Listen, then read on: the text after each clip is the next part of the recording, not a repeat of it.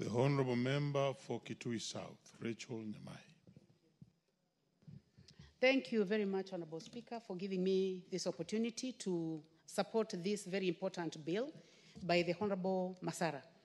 Honourable Speaker, this is a very important bill, and it is trying to enhance the work that is done by the National Police Service and also the work that is done by the Inspector General in order to provide better working conditions for our police officers.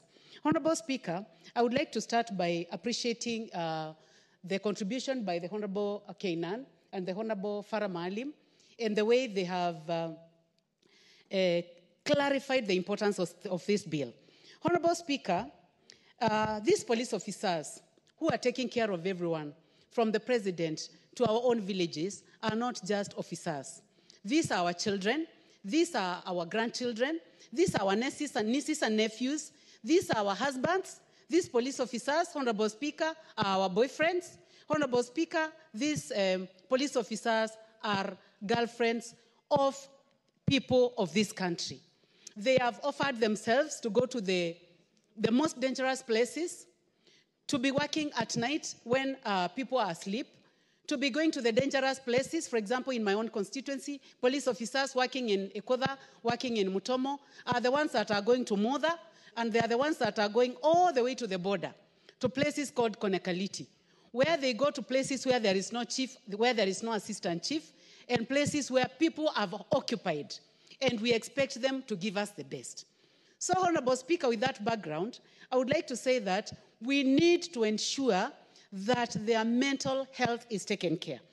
Honourable Speaker, these police officers are the ones who collect bodies of people who have disagreed within their homesteads and fought and killed each other.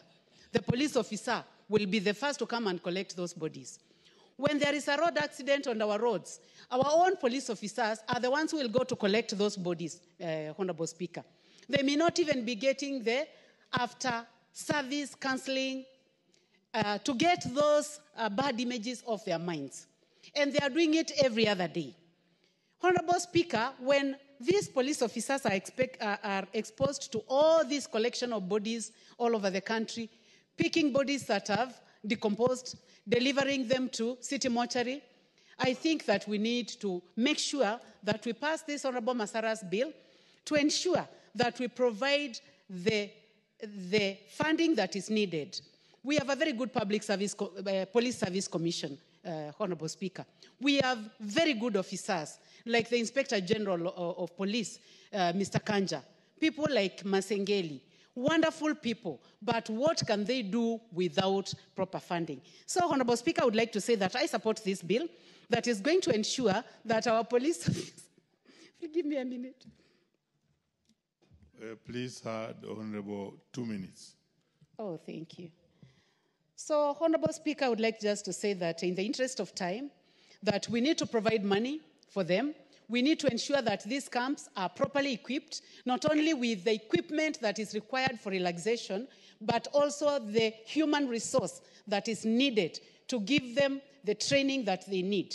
Honourable Speaker, also ensuring there is a proper link between the police officers and the community.